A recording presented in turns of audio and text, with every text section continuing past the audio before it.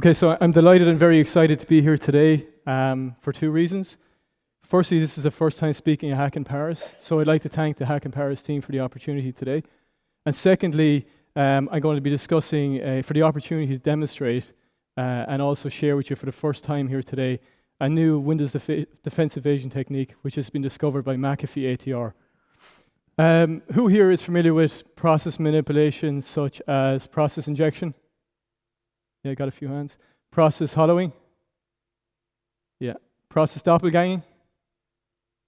A few more. So we got a few volunteers for a demo later? Yeah? Only joking. Okay, so what if we had a technique that was much simpler to execute, required no code injection, didn't require any complicated APIs, most likely affects every endpoint security solution, impacted all versions of Windows? What do we do? And we call it process reimaging, and that's what we're going to demonstrate here today.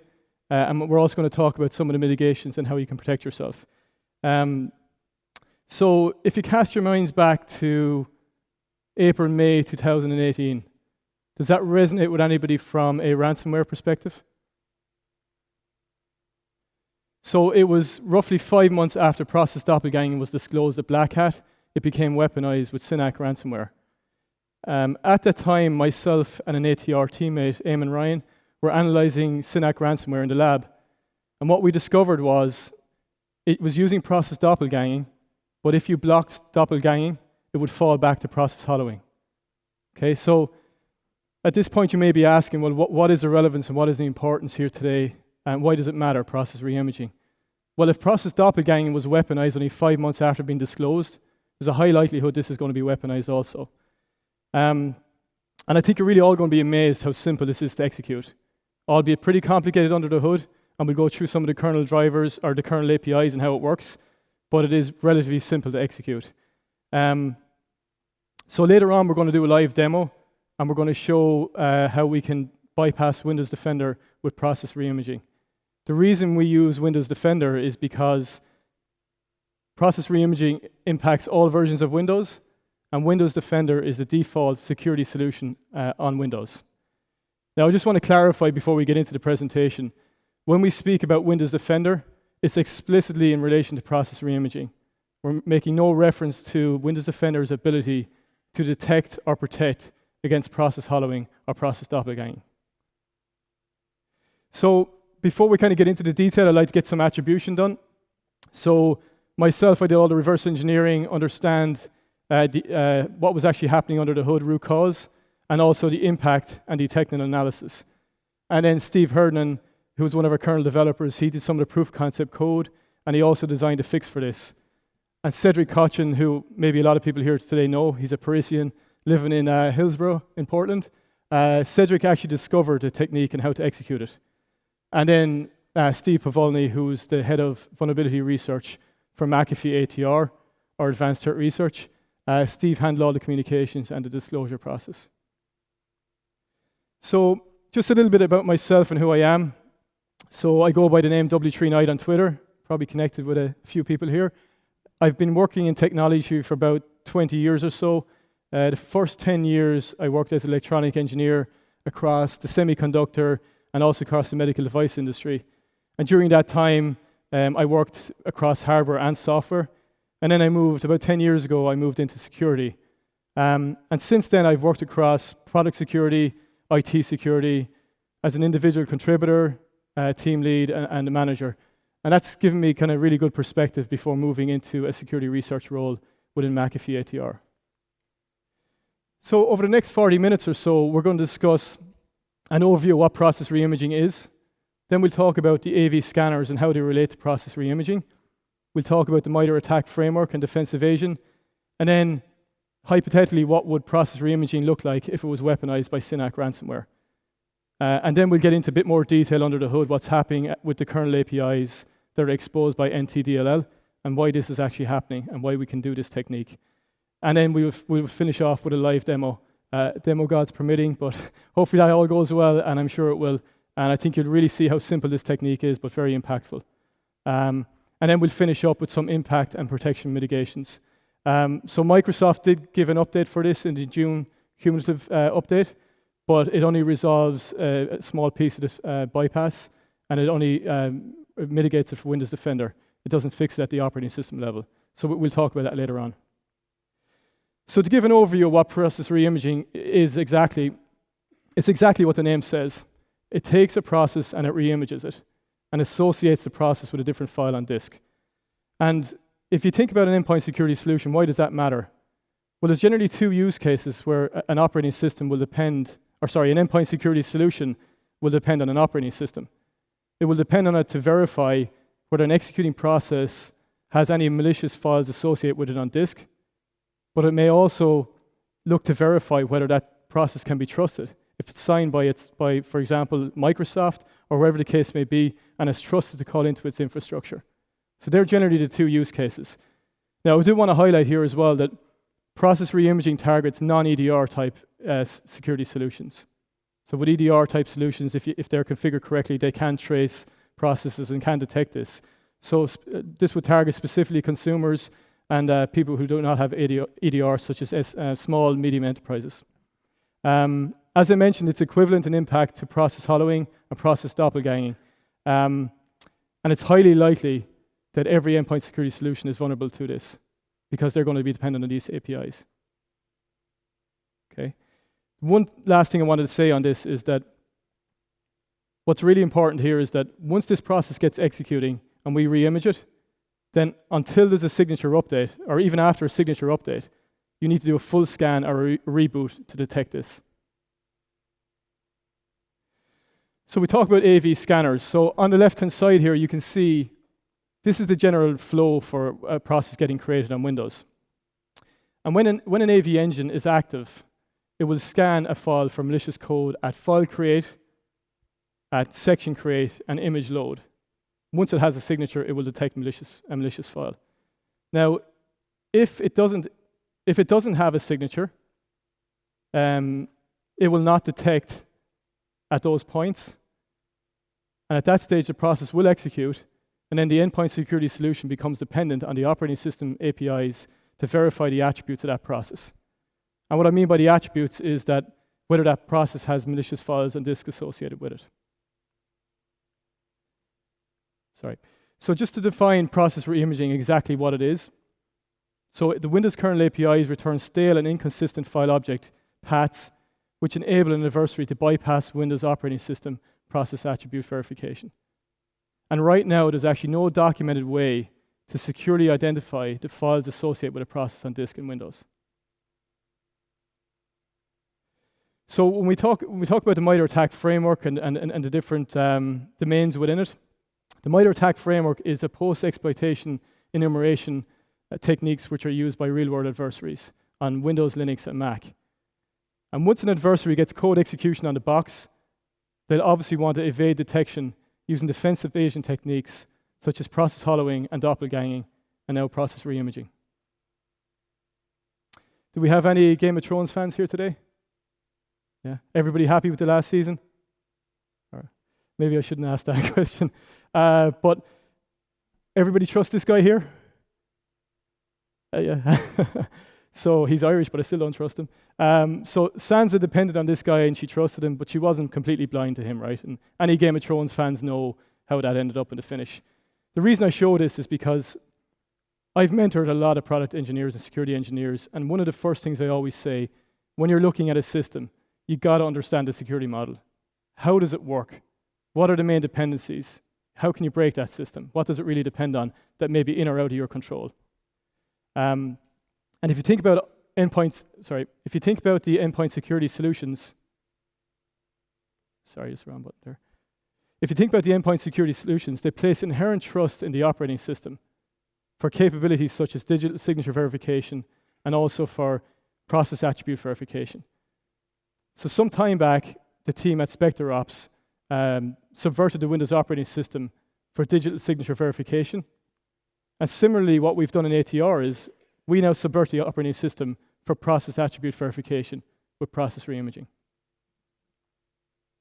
So just to cast our minds back again, I'm going to go back to May 2018 and talk about use SynAck ransomware as a case study. And the reason I'm going to do that is because we're going to compare and contrast to set ourselves up for understanding the demo of what hollowing and doppelganging look like compared to process reimaging. So when we look at a typical ransomware, generally, it needs some initial, or I suppose any attack, but in particular for SynAck ransomware, it generally needs some kind of infection vector or initial access, such as a drive-by compromise or a phishing attack. And then it needs to get code execution. Once it gets code execution, then it's going to try and evade itself from the operating system, from the Endpoint Security Solution, from detection. Now, if you look at how Process Doppelganging worked, it had a dropper, for argument's sake, we'll call it SynAck.exe, and then it had a trusted binary called MSI-exec. Now, for process hollowing, as I'm sure a lot of people know here today, it starts off by creating the process in suspended mode. So it uses the trusted process MSI-exec, and then it uses numerous APIs whereby it hollows out the memory and then replaces it with malicious code. Now, if the Endpoint Security Solution fails to detect this dropper, then the process is allowed to execute. Signatures get updated, but once the process is executing, then it's reliant on its operating system to tell it information or attributes about that process. And so this is where process reimaging comes in and why these APIs are important. Because you now have 4 APIs, which we'll look at in a moment, which the Endpoint Security Solution depends on to give it information about the running process. And so the operating system now gets MSI-exec back, which we expect right with process hollowing. We know how that technique works. And now the adversary is free to act on their objectives because that's a trusted process. Now, if we talk about process doppelganging, same approach here, exactly the same binaries being used, albeit a little different the technique. It also starts with a trusted process, MSI-exec. And then it uses the Windows transactional file APIs. A little bit different to process hollowing, but the same end goal and impact, where it can get malicious code executing in a trusted process. And once again, once the Endpoint Security Solution fails to detect that dropper, then the operating system will return back and say it's MSI executing and it's trusted. And once again, the adversary is free to act on their objectives. So let's compare and contrast what they look like with process reimaging. So process reimaging has the exact same prerequisites as process hollowing or doppelganging. You need to have code execution on the box first, and then it's about evading detection. So they've already gained access to the machine and they've got code execution. Now there's 3 attack vectors or variants to process reimaging, and we'll see this later when we look under the hood, and also when we see the demo live. But there's a file path where it's as simple as renaming the file path of the process that's executing, or the second one you rename the file name, and then the third one can use either the file name or file path, but it just uses load library to reuse the same object in memory. It's not as impactful, but we will just highlight it here today. It is a variant of it, but it still requires the change to file name or file path. Okay, so what would SynAck ransomware look like if it had weaponized process reimaging? And the reason this is so important, if you think about defense evasion techniques, right? There's many techniques in the Mitre Att&ck framework. And with SynAck, we saw process doppelganging and hollowing being used together, right? They're not just using one technique anymore, they're using many techniques. So this is another bolt to their arrow in a way, and we need to make sure we're protected against this. So we'll just go through how the mechanics of this attack would work, or this technique. So it's a little bit different. So instead of starting with a trusted process, it starts with a malicious exe. So if you think about what would happen here is, same as before, you have the same 2 files here, but we have an additional undetected file here that's dropped to disk. Now, instead of having numerous APIs here, noisy APIs that can potentially be detected by Yara, what we have are very, very simple APIs, which would be very hard to detect with Yara because they would be very noisy, would be seen typically in a binary, and they're used to copy and move a file around on the file system. And then once the Endpoint Security Solution fails to detect the dropper, we get that malicious process executing. They update their signatures, and then they query the operating system APIs for the executing process name. And you can see here, right, there's a malicious process executing. We don't detect it, right? the operating system gives the wrong information back. What we actually see from an operating system perspective is MSI exec. And we'll actually see that in the demo. We'll see the malicious process executing, and then when we re-image it, you'll actually see the operating system gets a different view of it. So we get the exact same impact as process hollowing or doppelganging. And once again, they're free to act on their objectives. So we'll go a little bit deeper now on the kernel APIs and what's actually happening under the hood and the reason for this. So there's numerous APIs involved here. We'll see a summary table in a moment, but there's 4 particular APIs. The first 3 APIs here, we have get module file name, we have process image file name, and we have query full process image file name. And ultimately, they all call into the Windows kernel query information process, which is exposed by NTDLL. And ultimately, that goes into the Windows kernel, which is like a switch table, a large switch table, and gives you back, depending on the API you call, it will give you back information from the eProcess structure. Okay? Now, the reason process reimaging can actually happen, this technique, is because Windows is inconsistent, right? Once we reimage the process, these fields hold different values for the file name and file path. Once you rename them on the disk, you get inconsistent values back here, and depending on the API you call, you will get the wrong file name or file path. So at a very high level, that's what's happening. So we have these 3 APIs calling into query information process, and then they get information back from the eProcess structure from different fields depending on the API you call. And the 4th API is get mapped file name. And this API calls into another NTDLL API, which is called NT-query virtual memory. And that gets its information from the eProcess structure, the VAD, or virtual address descriptor. Okay, so they're the 4 APIs, and at a high level, 10,000 foot level, that's kind of what we're seeing in IDA, what's actually happening underneath. Okay, so to summarize that, on the left-hand side here, we have 4 APIs. The specific APIs are get module file name, get map file name, get process image file name, and query full process image file name. And depending on which API you call, once you reimage a process, every version of Windows will give you back the wrong file path if you rename the file path.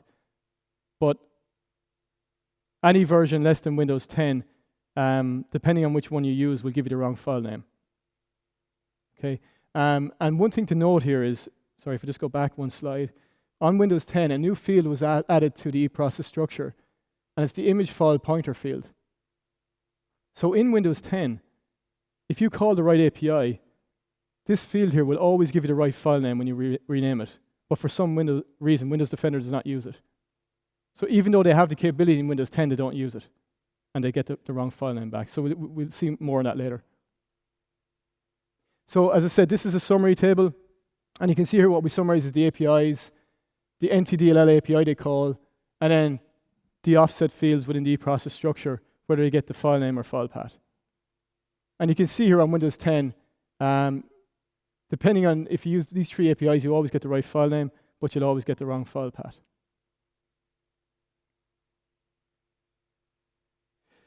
So we said there was 3 kind of variants or attack vectors. There's the file path, the file name, and then you have the load library version. So I'm going to show now what's happening at the kernel level, and then we'll see in parallel what's happening at the process and file system level. So as you can see here, what we said before, we have 4 APIs, and then depending on the API that's called, they will call into NT-query information process or NT-query virtual memory. Now these 2 top APIs here, when you put a kernel debugger on these, you will see they pass these values in 2B hex, which executes switch case 43 in the kernel once you call query information process. And then they get the file path and file name from the SE audit, from the section object. Now, if you call get process image file name, which we'll see later that Windows Defender is doing, it executes a different switch statement within the kernel, and it gets the information from the section object here.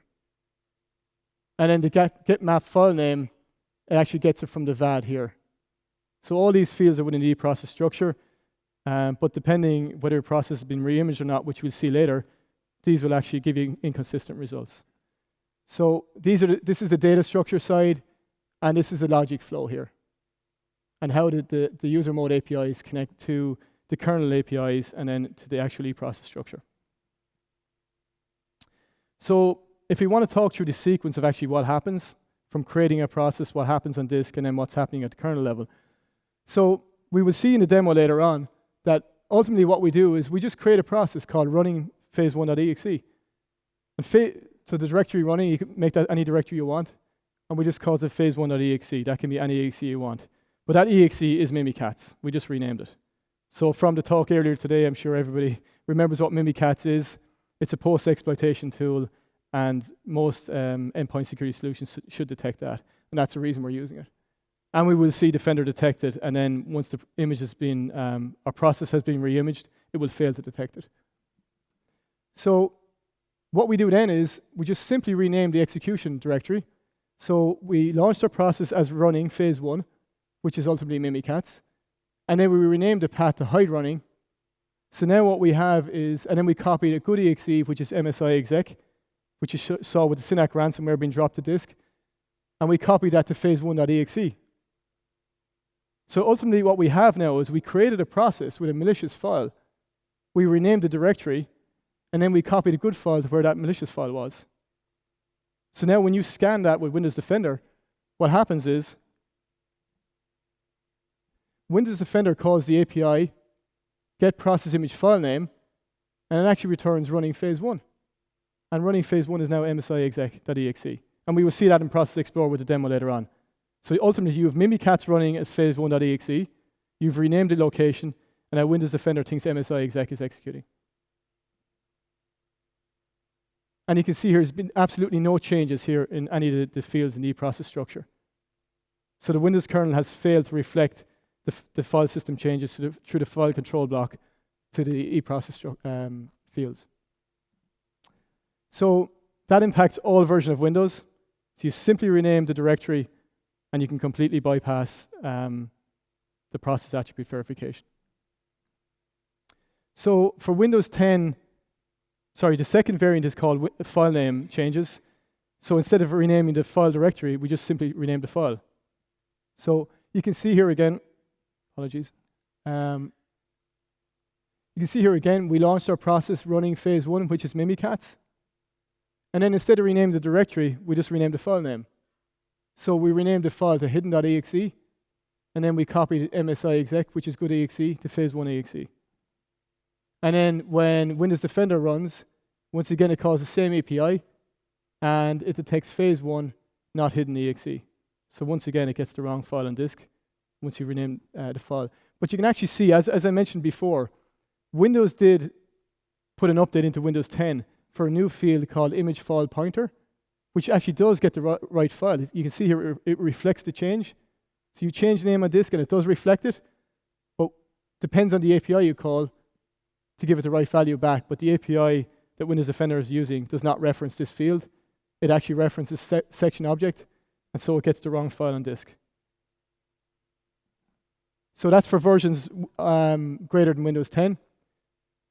And the reason that's happening with the file image pointer, if you look in the kernel, the file image pointer is located at 448 hex offset in the eProcess structure. And now I'm not sure, that field was added for Windows 10. I'm not sure why they're not using it. It obviously does reflect the file name changes, and you can see the changes clearly in the kernel, but it's not being used. Now for Windows versions less than 10, what we have is, it's a little bit different. So, and what I mean by bit different is that it makes different changes here in the eProcess structure. It doesn't have the image file pointer, because that's only for Windows versions 10. So once again, you rename the file name, you copy the MSI exec, the good file, to phase1.exe, and then Windows Defender fails to detect the Mimikatz process executing. And you can see why, right? I mean, the only field that's updated here is the VAD, right? So the only API that would give you the correct file name is getMap file name, which Windows Defender is not using to verify the backing file or disk associated with a process. Everybody with me so far? Yeah? I know there's a lot in that, but when we do the demo, it'll solidify it, and you really see what's happening. So once again here, like, we don't have the 448 offset here. We have the p-reference process file pointer, which points to the section object. And obviously, we're getting the wrong information back. I'm not going to go into these ones in too much detail. They're a slight variant. They're not as impactful. They only impact the get map file name. And ultimately, what's happening here is when you do a load library and a free library, it seems to cache the object and the file path associated with that file object. So then when you reload it a second time, it uses the incorrect path. So I'm not going to go into it in too much detail because it still depends on the file name and file path, but it is a variant of it, and it impacts all versions of Windows. So I think I want to spend a bit of time in this demo and really kind of solidify this here today and put a lot of this into action so you can see what's happening. So in the demo, we're going to focus completely on the file path. We're not going to do the file name because even with the latest Windows update, for the June cumulative update, this still works. If we did the file name bypass, it wouldn't work because Windows protected against it specifically for Defender, not at the OS level. Okay, so we're going to fire up this demo and show exactly how this works.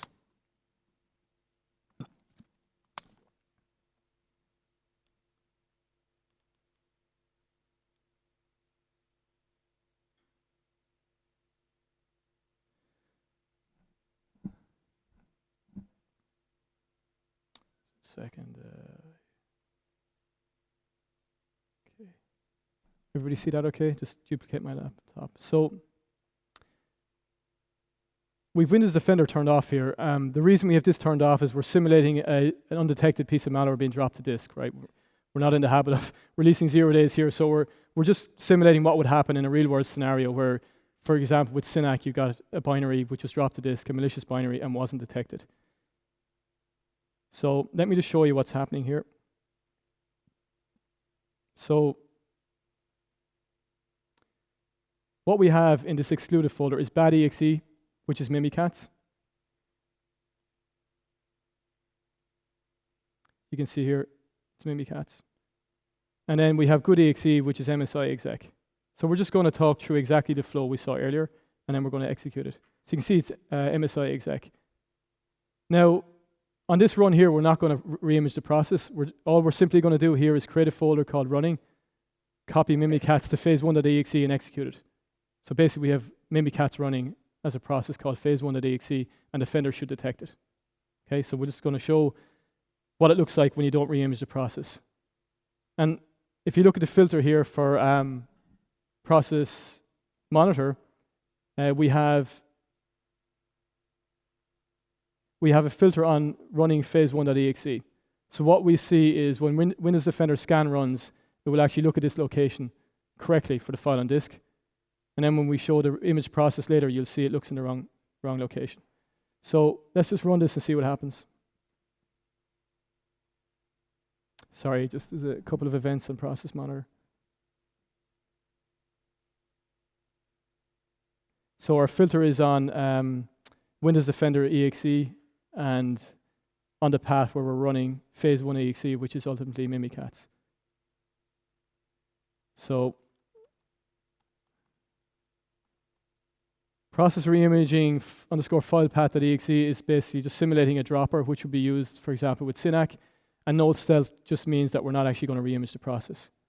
So you can see here, we've Windows Defender turned off because we want to simulate an undetected binary, let the process run, then we'll re-enable Defender and it should catch it.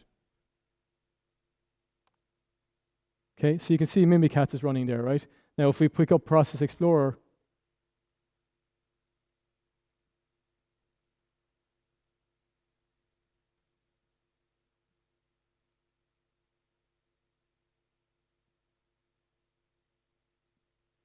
any second now, okay. You can see our unsigned dropper has launched phase1.exe, which you can see is mimikatz. Can everybody see that clearly? Yeah? Okay. So let's run Windows Defender.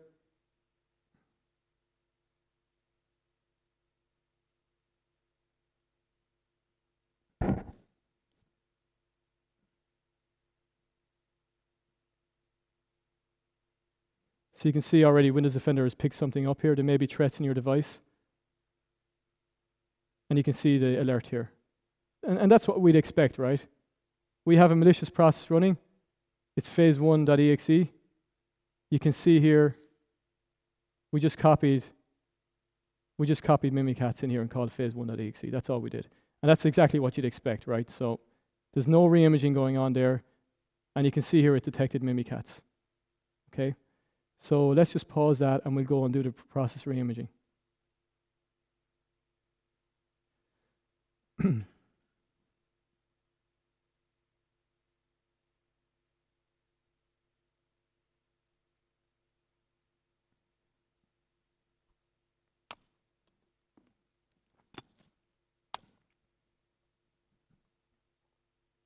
So now with process reimaging, exactly the same setup. We have Windows Defender disabled to simulate the undetected binary on disk. We have our dropper, and then we have Mimikatz, and we have MSI-exec, just called good.exe, as I said before. So what's going to happen this time, and I'll leave this window open so you can see it happening real time. We're going to create a directory called running, which will have phase1.exe as before, and that will ultimately be Mimikatz. But then we'll have a second folder. We'll rename that folder called hide running, and then we'll make another folder called running, which will have the good.exe, and will completely subvert the operating system. So what I have here is I have a filter on the Windows Defender process. I have a filter on running phase1, and I have a filter also on hide running phase1. Now the reason I put two filters is because you'll be able to see the binary I use to launch the process will be located at hide running, but Windows Defender never even goes to that location. And our good.exe is going to be at running phase1.exe. So it completely looks in the wrong direction, or wrong location, and it trusts the file on disk. So we'll just hit OK there.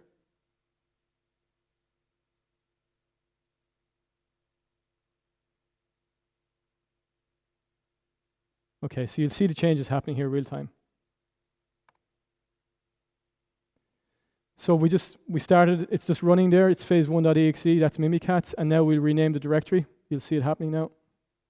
So now we just renamed running to hide running, and then we create a new directory called running and put the good.exe in there. So the process path you started with now has a good file as opposed to the Mimikatz file. So now let's have a look in Process Explorer to see what's happening before and after we run Windows Defender.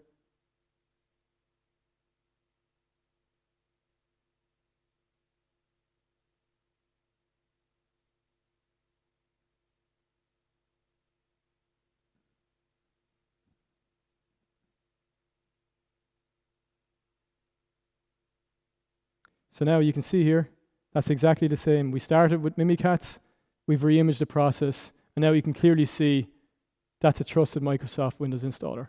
That's MSI-exec. So now we have Mimikatz running, and from an operating system perspective, it's MSI-exec. And that's process reimaging. And what we'll do here now is we'll just run Windows Defender, and you'll see it fails to detect it.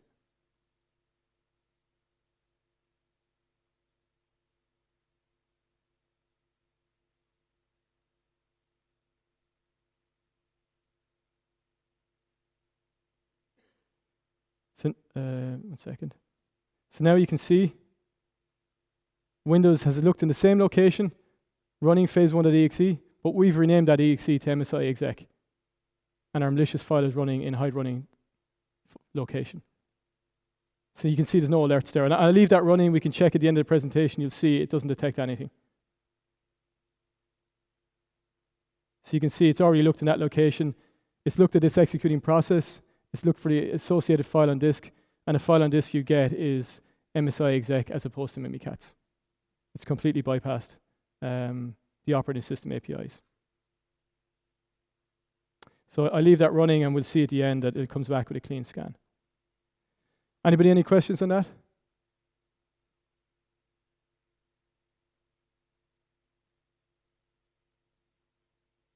Okay, so I'll just continue on with the presentation. And we come back to that in a moment to see a clean scan.